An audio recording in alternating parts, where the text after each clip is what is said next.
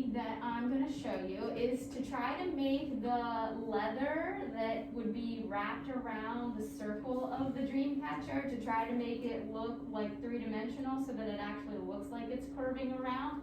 The technique, the way that you're going to do that technique is to push down with your colored pencil really hard and make the brown color or whatever color you want for the leather to be darker around each section.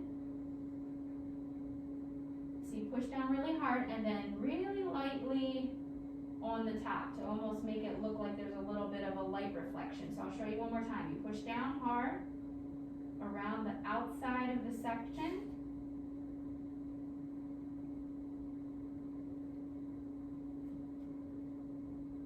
And then lightly on the inside.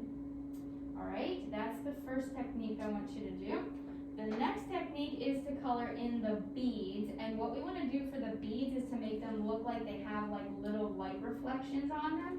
So you can see on this one and this one, the ones that I already colored, you're going to see a little white circle there where it looks like a little bit of light is reflecting off of it.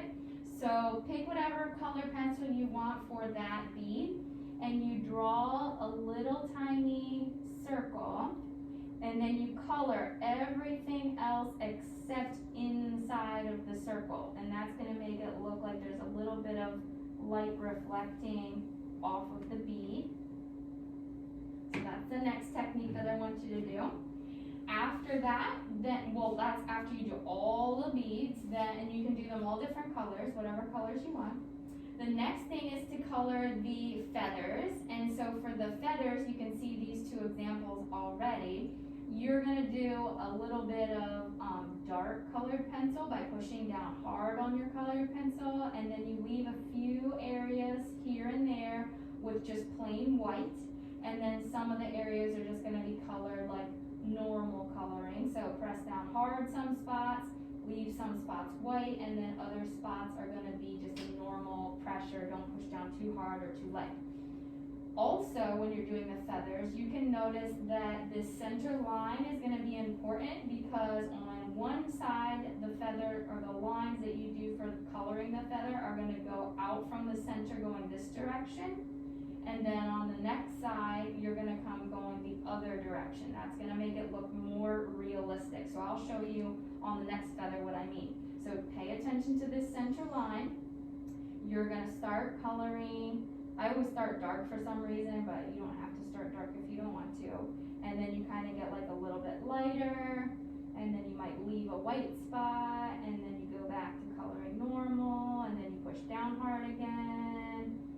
And it's just random. It doesn't have to follow any kind of pattern. You just, wherever you want to push down hard, push down hard. Whenever you want to color normal, and then wherever you want to leave a white spot, leave a white spot. And then go all the way down to the tip.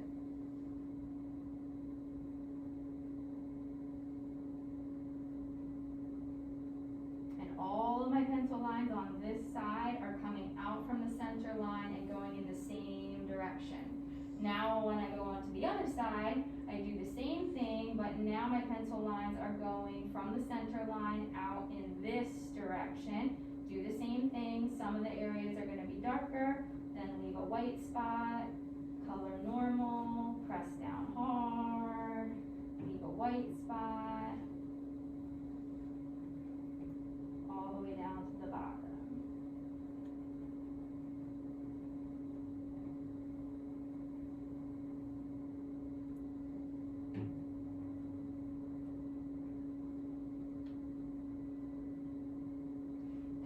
And then the last coloring technique is going to be for inside of the dream catcher itself. And this, because we have the flower pattern in here, or whatever pattern you put in the inside of yours, this is just going to be like a color for the background. You're not following all the lines that you did.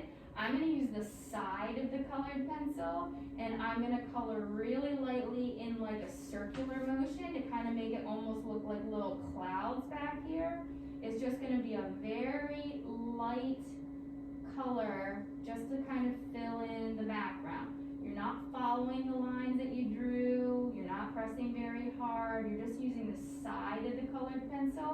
and making it nice and fluffy. I'm just going circle, circle, circle, but really, really lightly. You don't want to see any circles, you just want to have the color.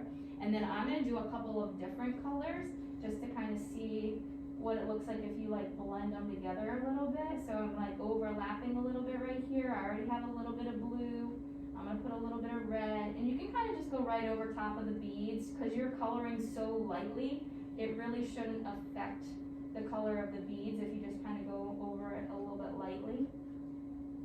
Alright, so now I have a little bit of red on there, and because I push so lightly, the red doesn't even look like red, it just looks like pink a little bit. And then the last color is my orange. Again, I'm using the side of the orange, and I'm just going really lightly, maybe overlap a little bit with the red over here, overlap a little bit with the blue over here.